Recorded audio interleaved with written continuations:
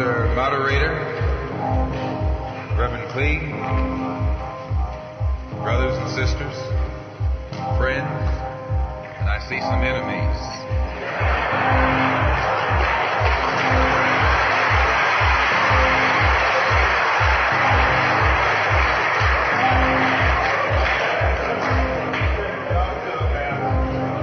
In fact, I think we'd be fooling ourselves if we had an audience this large and didn't realize that there were some enemies present. This afternoon, we want to talk about the ballot or the bullet. The ballot or the bullet explains itself. But before we get into it, since this is the year of the ballot or the bullet, I would like to clarify some things that refer to me personally concerning my own personal position. I'm still a Muslim. That is, my religion is still Islam.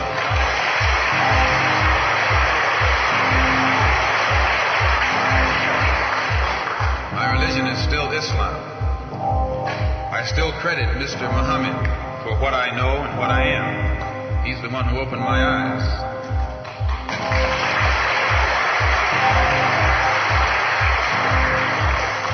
At present, I'm the minister of the newly founded Muslim Mosque Incorporated, which has its offices in the Teresa Hotel right in the heart of Harlem. That's the Black Belt in New York City. And when we realize that Adam Clayton Powell is a Christian minister, he has the Abyssinia Baptist Church, but at the same time he's more famous for his political struggling. And Dr. King is a Christian minister from Atlanta, Georgia, but he's become more famous for being involved in the civil rights struggle. There's another in New York, Reverend Galamison. I don't know if you've heard of him out here. He's a Christian minister from Brooklyn, but has become famous for his fight against the segregated school system in Brooklyn. Reverend Cleave, right here, is a Christian minister here in Detroit. He's the head of the Freedom Now Party. All of these are Christian ministers.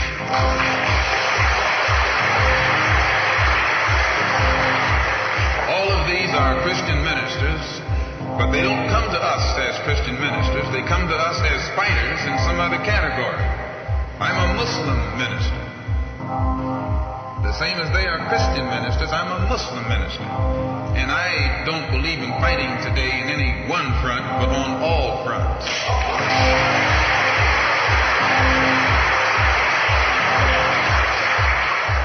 In fact, I'm a black nationalist freedom fighter.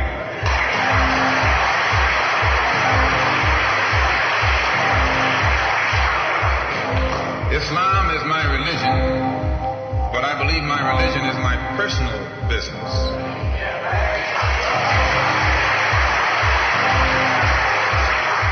It governs my personal life, my personal morals, and my religious philosophy is personal between me and the God in whom I believe, just as the religious philosophy of these others is between them and the God in whom they believe. And this is best this way. Were we to come out here discussing religion, we'd have too many differences from the outstart, and we could never get together. So today, though Islam is my religious philosophy, my political, economic, and social philosophy is black nationalism. You and I...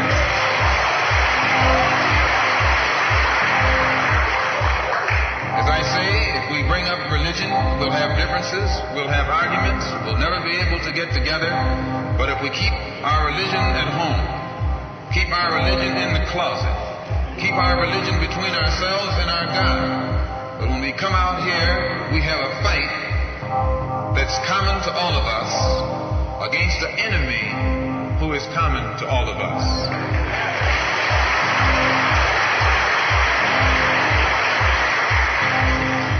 The political philosophy of black nationalism only means that the black man should control the politics and the politicians in his own community. The time when white people can come in our community and get us to vote for them so that they can be our political leaders and tell us what to do and what what not to do is long gone.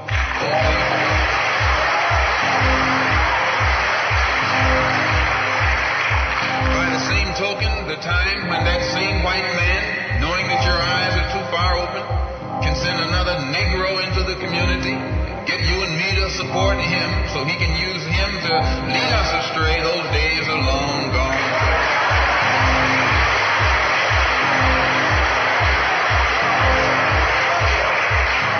The political philosophy of black nationalism only means that if you and I are going to live in a black community, and that's where we're going to live, because as soon as you move into one of their, as soon as you move out of the black community into their community, it's mixed for a period of time, but they're gone, and you're right there all by yourself.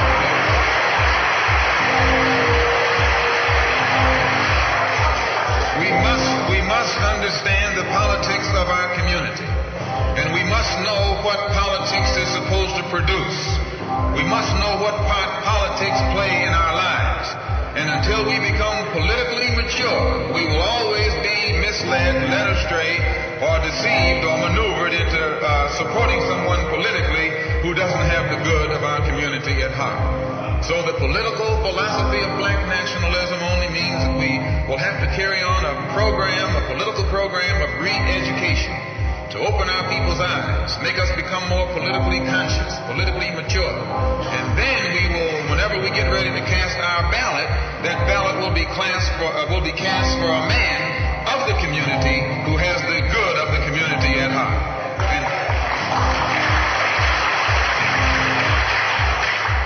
The economic philosophy of black nationalism only means that we should own and operate and control the economy of our community.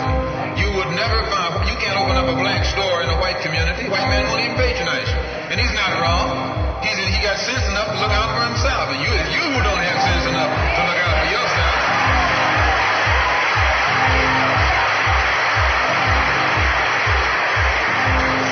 The white man is too intelligent to let someone else come and gain control of the economy of his community.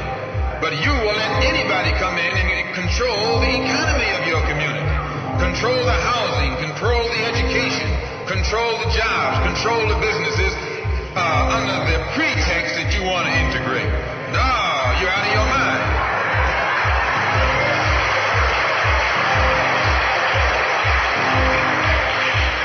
The economic philosophy of black nationalism only means that we have to become involved in a program of re-education to educate our people into the importance of knowing that when you spend your dollar out of the community in which you live, the community in which you spend your money becomes richer and richer. The community out of which you take your money becomes poorer and poorer.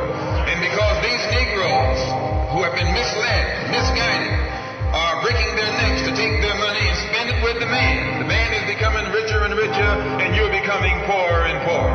And then what happens? The community in which you live becomes a slum. It becomes a ghetto. The conditions become run down. And then you have the audacity to complain about poor housing in a rundown community. Why, you run it down yourself when you take your dollar.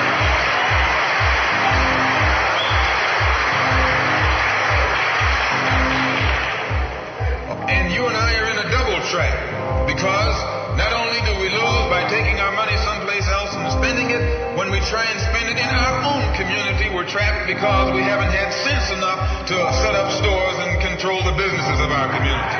The man who's controlling the stores in our community is a man who doesn't look like we do. He's a man who doesn't even live in the community. So you and I, even when we try and spend our money in the block where we live or the area where we live, we're spending it with a man who, when the sun goes down, takes that basket full of money in another part of the town.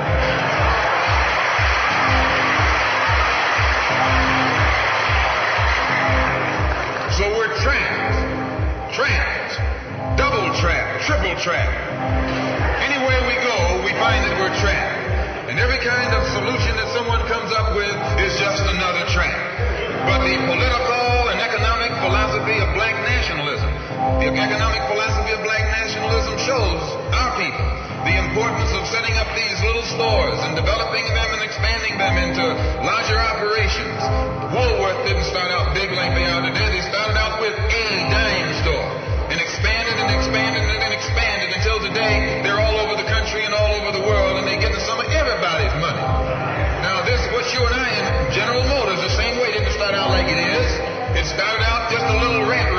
operation. And it expanded until today is where it is right now. And you and I have to make a start. And the best place to start is right in the community where we live.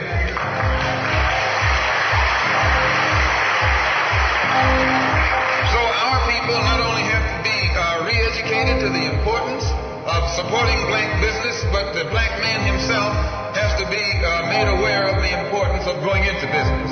And once you and I go into business, we own and operate at least the businesses in our community. What we will be doing is developing a situation wherein we will actually be able to create employment for the people in the community. And once you can create some employment in the community where you live, it will eliminate the necessity of you and me having to act ignorantly and disgracefully, boycotting and picketing some cracker someplace else, trying to dig in for a job.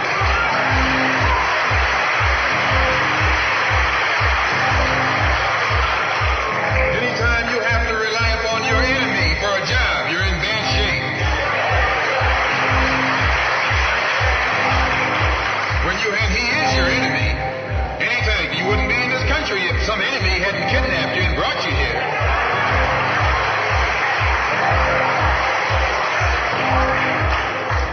On the other hand, some of you think you came here on the Mayflower.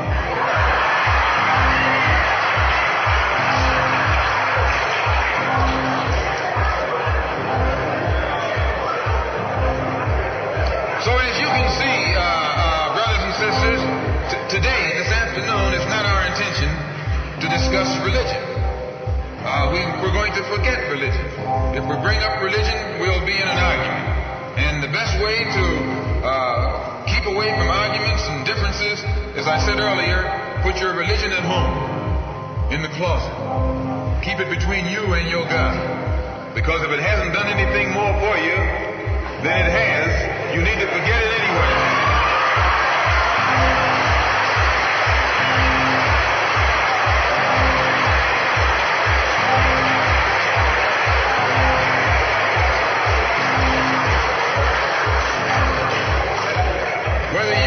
Whether you are a Christian or a Muslim or a nationalist, we all have the same problem.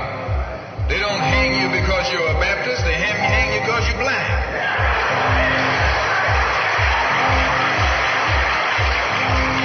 They don't attack me because I'm a Muslim, they attack me because I'm black. They attack all of us for the same reason.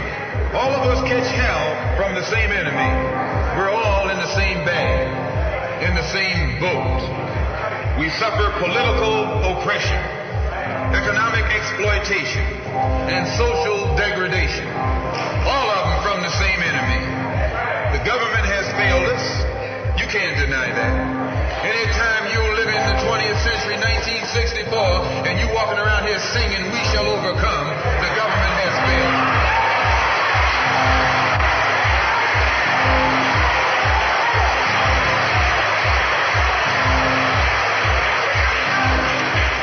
This is part of what's wrong with you. You do too much singing.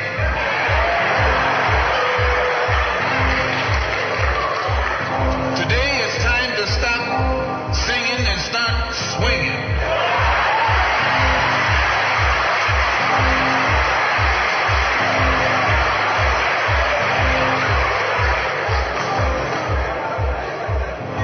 You can't sing up on freedom, but you can swing up on some freedom.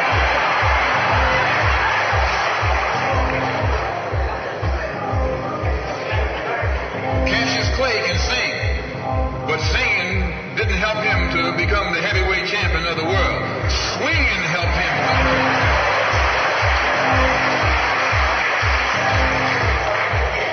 So this government has failed us. The government itself has failed us. And the white liberals, who have been posing as our friends, have failed us. And once we see that all these other sources to which we've turned have failed, we stop turning to them and turn to ourselves. We need a self-help program, a do-it-yourself philosophy, a do-it-right-now philosophy. It's already too late philosophy. This is what you and I need to get with. And the only way we're going to solve our problem is with a self-help program. Before we can get a self-help program started, we have to have a self-help philosophy. Black nationalism is a self-help philosophy. What's so good about it, you can stay right in the church where you are and still take black nationalism as your philosophy. You can stay in any kind of civic organization that you belong to and still take black nationalism as your philosophy. You can be an atheist and still take black nationalism as your philosophy. This is a philosophy that eliminates the necessity for division and argument. Because if you're black, you should be thinking black. And if you're black and you're not thinking black at this late date, well, I'm sorry for you.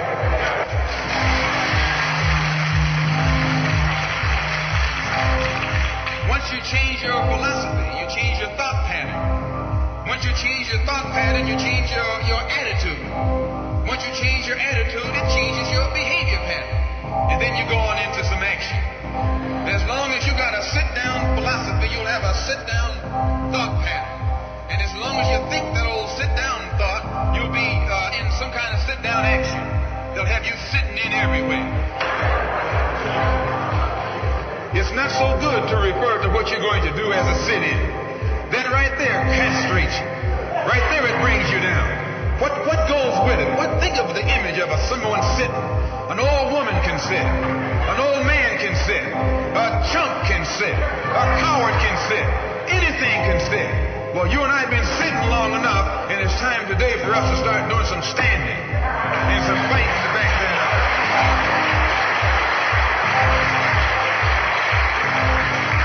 When we look at other parts of this earth upon which we live, we find that black, brown, red, and yellow people in Africa and Asia are getting their independence. They're not getting it by singing, "We shall overcome." No, they're getting it through nationalism. It is nationalism that brought about the independence of the people in Asia. Every nation in Asia gained its independence through the philosophy of nationalism. Every nation on the African continent that has gotten its independence brought it about through the philosophy of nationalism. And it will take black nationalism to bring about the freedom of 22 million Afro-Americans here in this country where we have suffered colonialism for the past 400 years.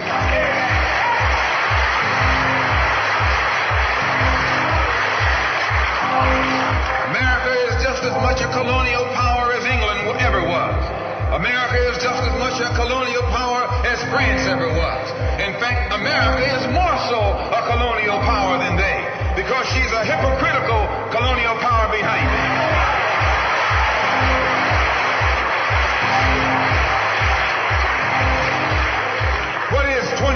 What do you call second-class citizenship? Why, that's colonization. Second-class citizenship is nothing but 20th century slavery. How are you going to tell me you're a second-class citizen? They don't have second-class citizenship in any other government on this earth. They just have slaves and people who are free.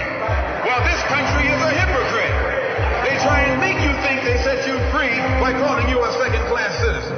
No, you're nothing but a 20th century slave.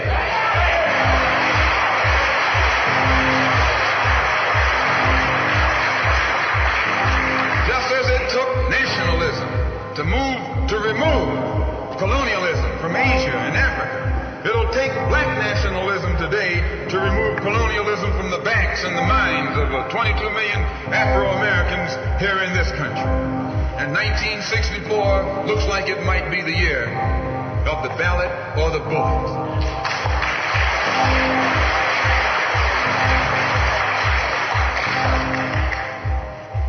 Why does it look like it might be the year of the ballot or the bullet? Because Negroes have listened to the trickery and the lies and the false promises of the white man now for too long. And they're fed up.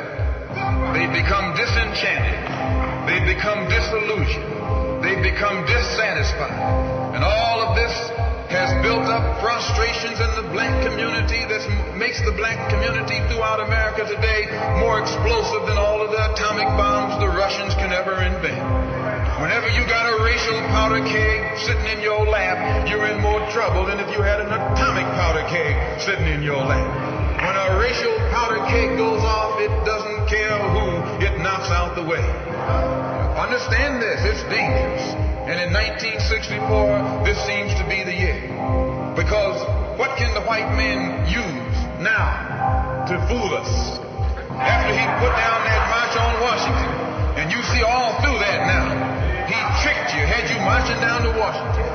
Yes, had you marching back and forth between the feet of a dead man named Lincoln and another dead man named George Washington, singing "We Shall Overcome."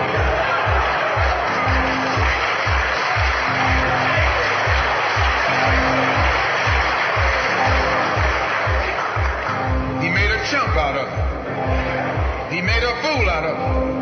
He made you think you were going somewhere, and you end up going nowhere but between Lincoln and Washington. So today our people are disillusioned. They've become disenchanted. They've become dissatisfied. And in their frustrations, they want action. You see this young black man, this new generation, asking for the vote ballot or the vote. That old Uncle Tom action is outdated. The young generation don't want to hear anything about the odds are against us. What do we care about odds?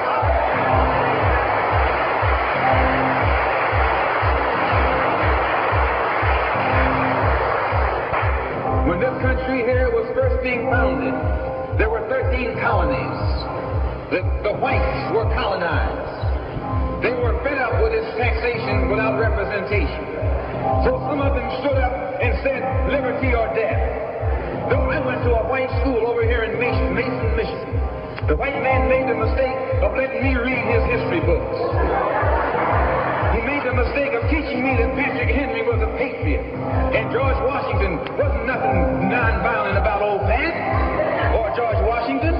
Liberty or death was what brought about the freedom of whites in this country from the English.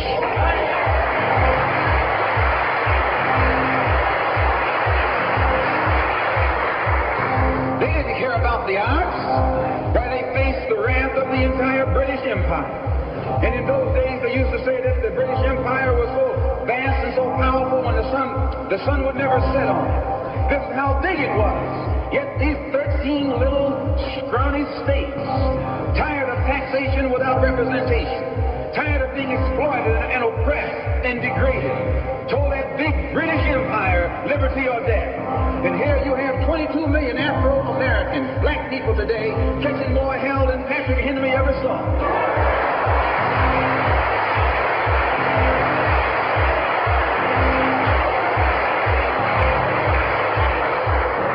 I'm here to tell you, in case you don't know it, that you got a new generation of black people in this country who don't care anything whatsoever about odds. They don't want to hear you old Uncle Tom handkerchief heads talking about the odds. No.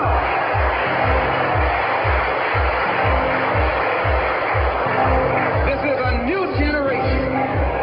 If they're going to draft these young black men and send them over to Korea or South Vietnam to face 800 million Chinese.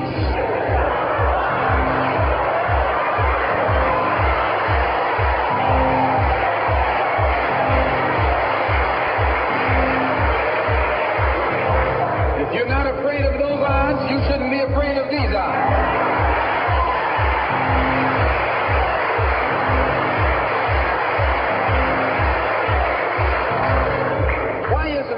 Why does this loom to be such an explosive political year? Because this is the year of politics. This is the year when all of the white politicians are going to come into the Negro community. You never see them until election time. You can't blame them until election time. They're going to come in with false promises. And as they make these false promises, they're going to feed our frustrations. And this will only serve to make matters worse. I'm no politician. I'm not even a student of politics. I'm not a Republican, nor a Democrat, nor an American. And got sense enough to know.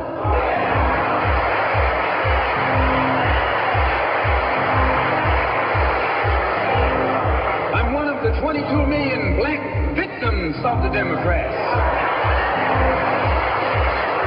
One of the 22 million black victims of the Republicans, and one of the 22 million black victims of Americanism.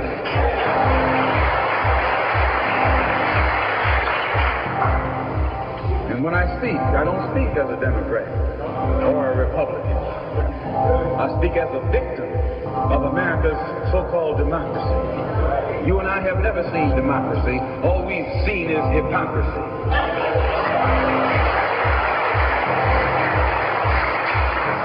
When we open our eyes today and look around America, we see America not through the eyes of someone who has enjoyed the fruits of Americanism. We see America through the eyes of someone who has been the victim of Americanism. We don't see any American dream. We've experienced only the American nightmare. We haven't benefited from America's democracy. We've only suffered from America's hypocrisy. And the generation that's coming up now can see it and are not afraid to say it. If you go to jail, so what? If you're black, you were born in jail.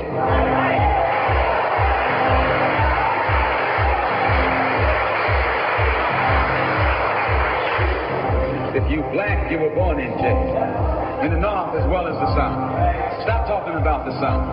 As long as you're south of the Canadian border, you're South.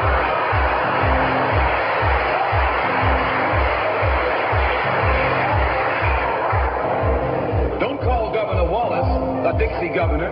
Romney is a Dixie governor.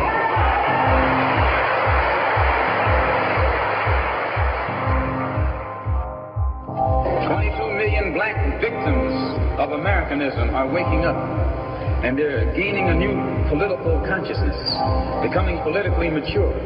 And as they develop this political maturity, they're able to see the recent trends in these political elections. They see that the whites are so evenly divided that every time they vote, the race is so close, they have to go back and count the votes all over again. And which means that any block, any minority that has a block of votes that stick together is in a strategic position. Either way you go, that's who gets it. You're in a position to determine who goes to the White House and who stay in the doghouse.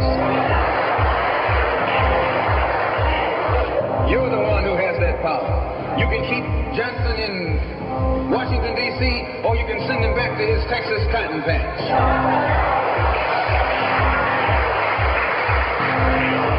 You're the one who sent Kennedy to Washington. You're the one who put the present Democratic administration in Washington, D.C. The whites were evenly divided. It was the fact that you threw 80% of your votes behind the Democrats that put the Democrats in the White House. When you see this, you can see that the Negro vote is the key factor. And despite the fact that you are in a position to be the determining factor, what do you get out of it? The Democrats have been in Washington, D.C. only because of the Negro vote. They've been down there 4 years. And all other legislation they wanted to bring up, they brought it up and gotten it out of the way, and now they bring up you. And now they bring up you. You put them first and they put you last. Because you're a chump.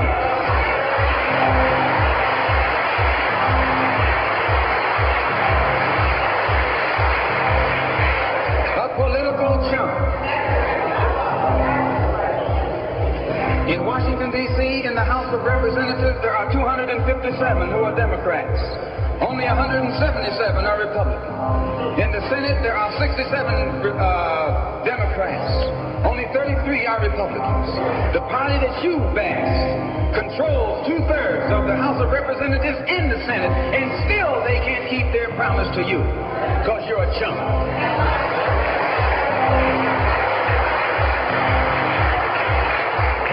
Anytime you throw your weight behind a political party that controls 2/3 of the government, and that party can't keep the promise that it made to you during election time, and you're dumb enough to walk around continuing to identify yourself with that party, you're not only a chump, but you're a traitor to your race.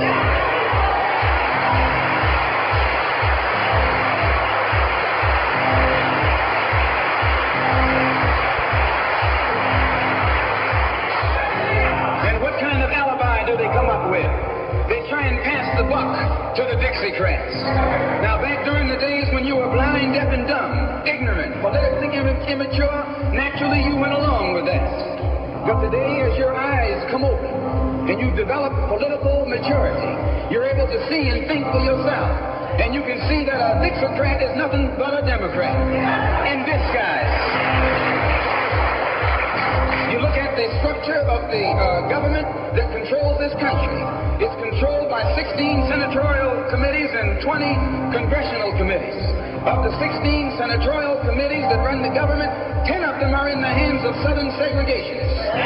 Of the 20 congressional committees that run the government, 12 of them are in the hands of Southern segregationists. And they're going to tell you and me that the South lost the war.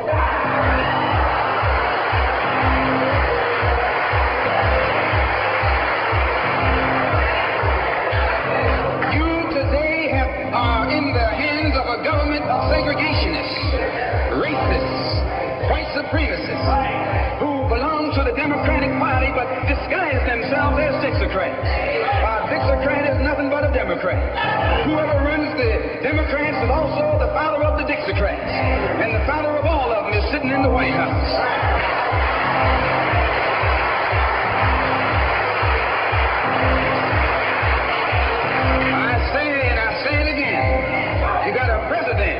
Who's nothing but a Southern segregationist.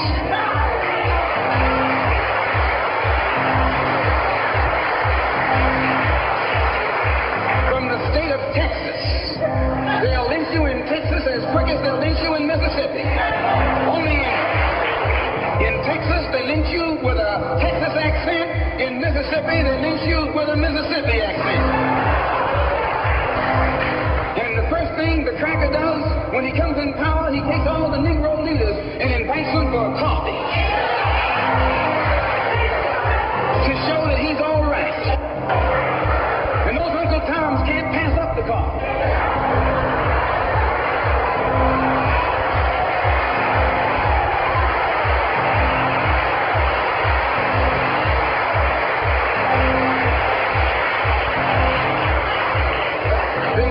From the coffee table, telling you and me that this man is all right.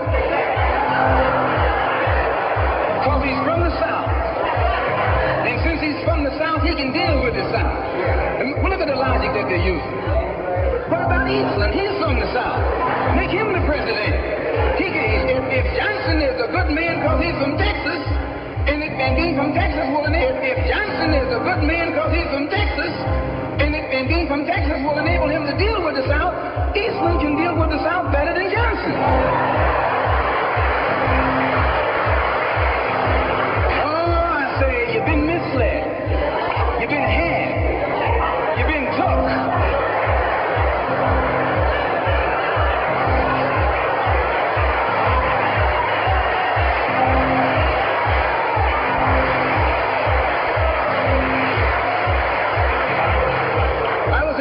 A couple of weeks ago, while the senators were filibustering, and I noticed in the back of the Senate a huge map.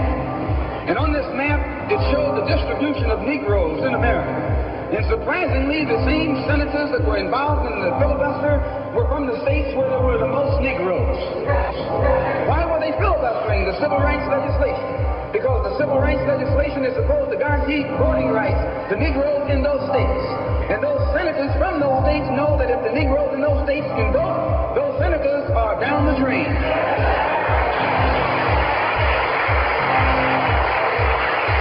The representatives of those states go down the drain.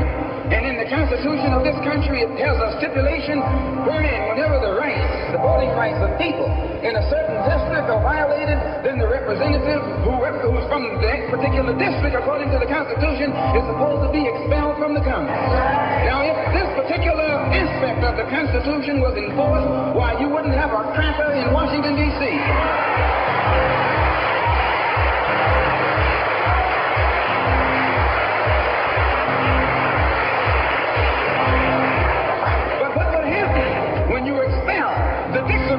You're expelling the Democrat. When you destroy the power of the Dixiecrat, you're destroying the power of the Democratic Party. So how in the world can the Democratic Party in the South actually side with you in sincerity when all of its power is based in the South? These Northern Democrats are in cahoots with the Southern Democrats.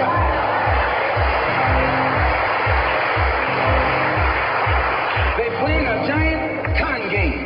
A political con game. You know how it goes. One of them comes to you and make believe he's for you. And he's in cahoots with the other one that's not for you. Why? Because neither one of them is for you. But they got to make you go with one of them or the other. So this is a con game. And this is what they've been doing with you and me all these years. First thing Johnson got off the plane, when he became president, he asked, where's Dickie? You know who Dickie is? Dickie is old Southern cracker Richard Russell. Look here. Yes. Lyndon D. Johnson's best friend is the one who is ahead, who's heading the forces that are filibustering civil rights legislation. You tell me, how in the hell is he going to be Johnson's best friend?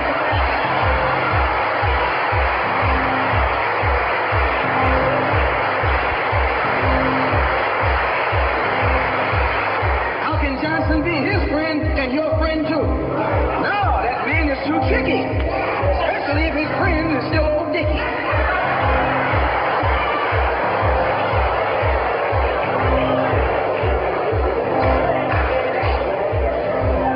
Whenever the Negroes keep the Democrats in power, they're keeping the Dixocrats in power. This is true. A vote for a Democrat is nothing but a vote for a Dixocrat. I know you don't like me saying that, but I'm not the kind of person who come here to say what you like. I'm going to tell you the truth whether you like it or not.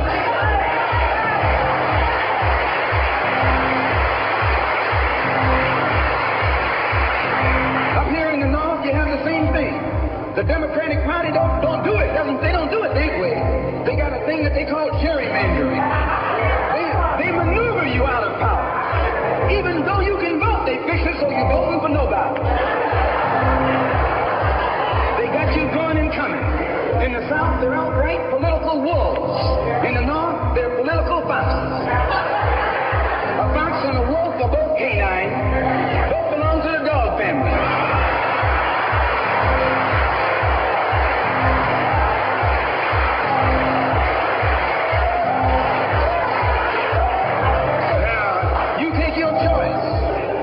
Choose a northern dog or a southern dog.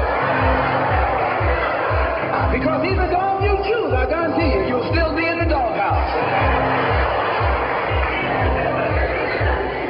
This is why I say it's the ballot or the bullet. It's liberty or it's death. It's freedom for everybody or freedom for nobody.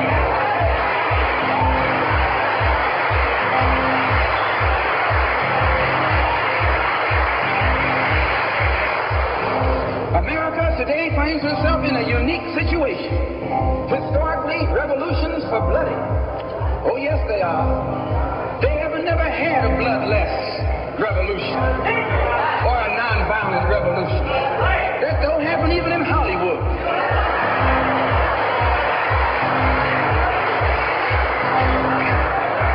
You don't have a revolution in which you love your enemy. And you don't have a revolution in which you are begging the system of exploitation to integrate you into it. Revolutions overturn systems. Revolutions destroy systems. A revolution is bloody. But America is in a unique position. She's the only country in history in a position actually to become involved in a bloodless revolution. The Russian Revolution was bloody. Chinese Revolution was bloody. French Revolution was bloody.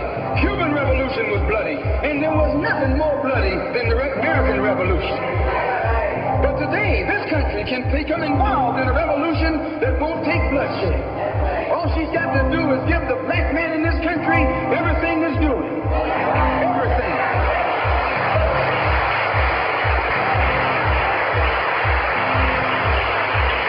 I hope that the white man can see this.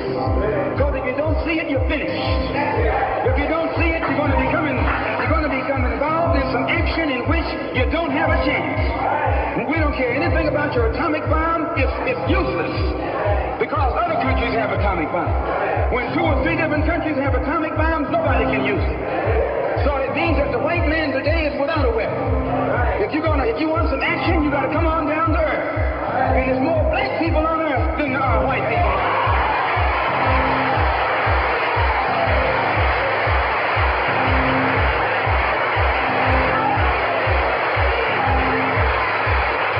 I only got a couple more minutes. The white man can never win another war on the ground. His days of war, victory, his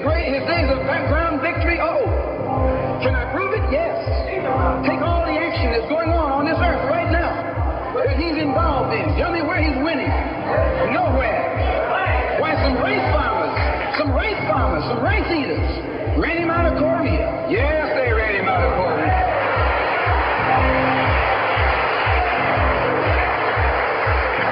Rice eaters with nothing but gym shoes and a rifle and a bowl of rice.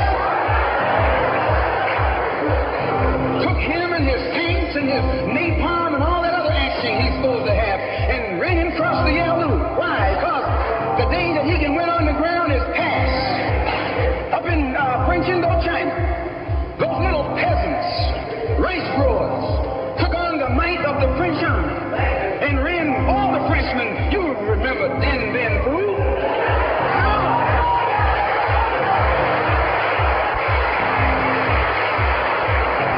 The same thing happened in Algeria, in Africa. They didn't have anything but a rifle. The French had all these highly mechanized instruments of warfare, but they put some guerrilla action on. And a white man can't fight a guerrilla warfare. Guerrilla action takes heart, takes nerve, and he doesn't have that.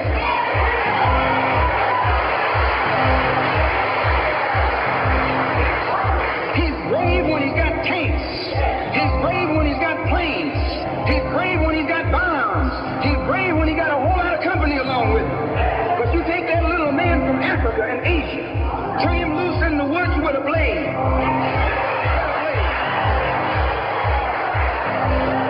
That's all he needs. All he needs is a blade. And when the sun comes down, goes down, and it's dark, it's even Steven.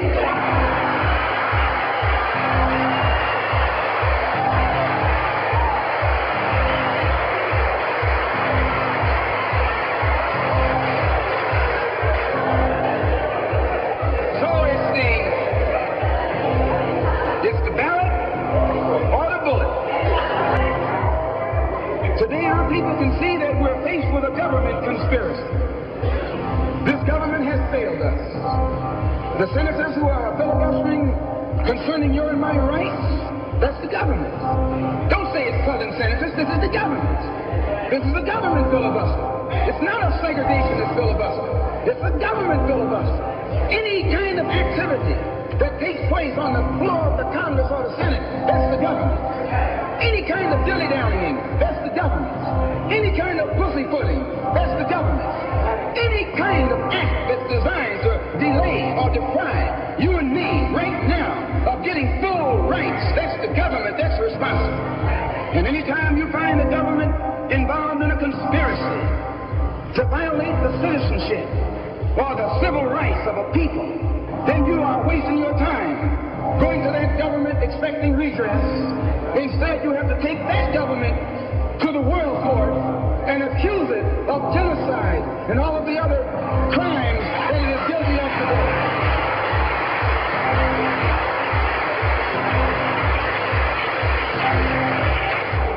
So those of us whose political and economic and social philosophy is black nationalism have become involved in the civil rights struggle.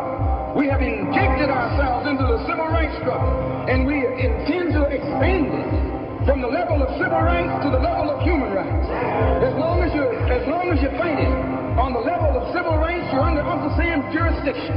You're going to his court expecting him to correct the problem. He created the problem. He's the criminal. You don't take your case to the criminal, you take your criminal to court.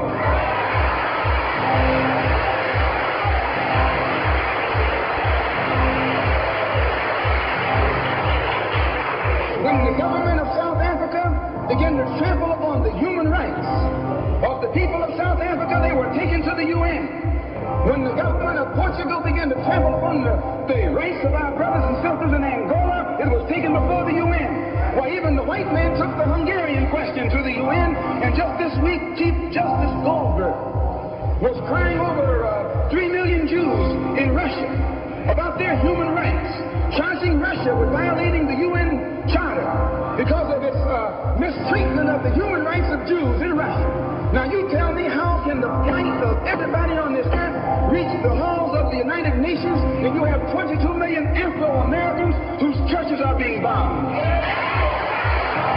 whose little girls are being murdered, whose leaders are being shot down in broad daylight? Now you tell me why the leaders of this struggle have never taken it before the United Nations.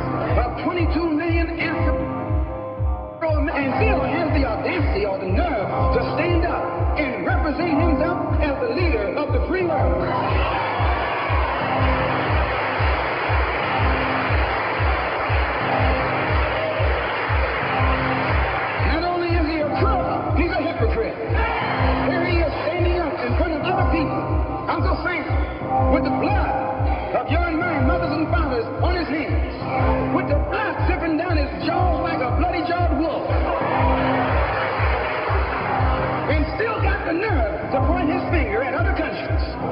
You can't even get civil rights legislation.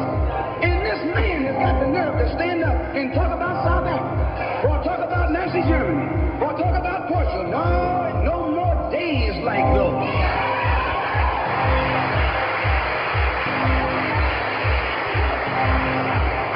So I say in my conclusion, the only way we're going to solve it, we got to unite in unity and harmony. And black nationalism is the key.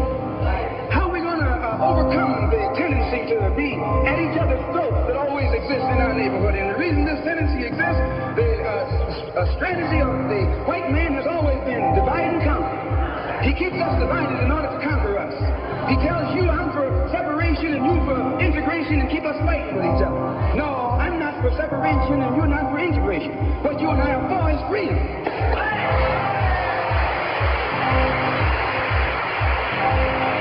Only you think that integration will get you freedom. I think separation will get me free. We both got the same objective. We just got different ways of getting at it. So I studied this man, Billy Graham, who preaches white nationalism. That's what he preaches.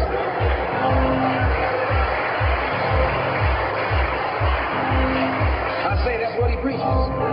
The whole church structure in this country is white nationalism. You go inside a white church, that's what they're preaching, white nationalism. They got Jesus white, Mary white, God white, everybody white. That's white nationalism.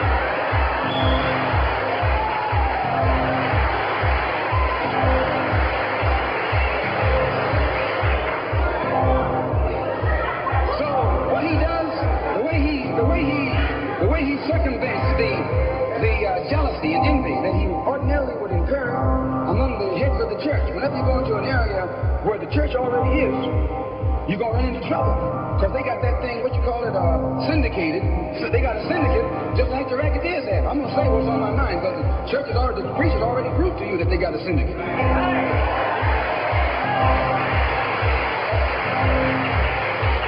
And when you're out in the rackets, whenever you're getting in another man's territory, you know, they gang up on you. And that's the same way with you. You run into the same thing. So how Billy Graham gets around that, instead of going into somebody else's territory, like he's going to start a new church, he doesn't try and start a church. He just goes in preaching Christ. And he says, everybody who believes in him, you go wherever you find him. So this helps all the churches, and so since it helps all the churches, they don't find it. Well, we're going to do the same thing, only our gospel is black nationalism. His gospel is white nationalism, our gospel is black nationalism. And the gospel of black nationalism, as I told you, means you should control your own, the politics of your community, the economy of your community, and all of the society in which you live should be under your control. And once you feel that this philosophy will solve your problem, go join any church where there's preached. Don't join a church where white nationalism is preached. Now you can go to a Negro church and be exposed to white nationalism. But when you walk in a Negro churches and a white Mary and some white angels, that Negro church is preaching white nationalism.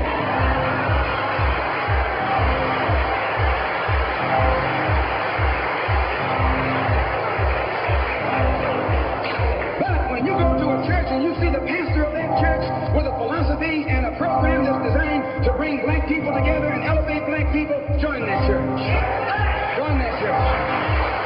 If you see where the NAACP is preaching and practicing that which is designed to make black nationalism materialize, join NAACP. Join any kind of organization, civic, religious, fraternal, political, or otherwise, that's based on lifting the black man up and making him master of his own community.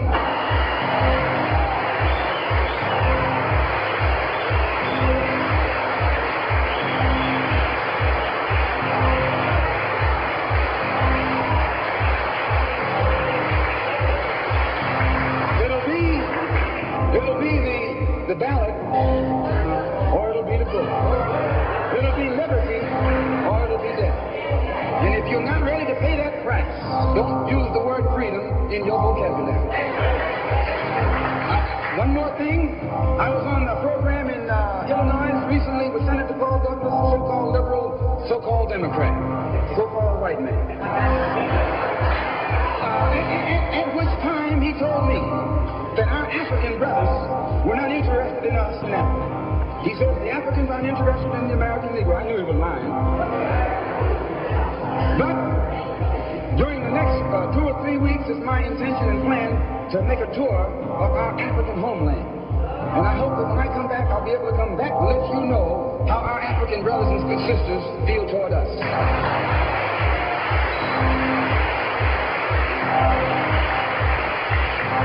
And I know before I go there that they love us. We're one. We're the same. The same man who has colonized them all these years colonized you and me too.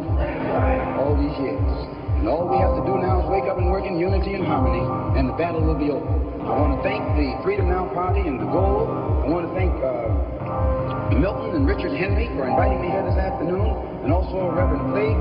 And I want them to know that anything that I can ever do at any time to work with anybody in any kind of program that is sincerely designed to eliminate the political, the economic, and the social evils that confront all of our people in Detroit and elsewhere, all they got to do is give me a telephone call and I'll be on the next jet right on into the city.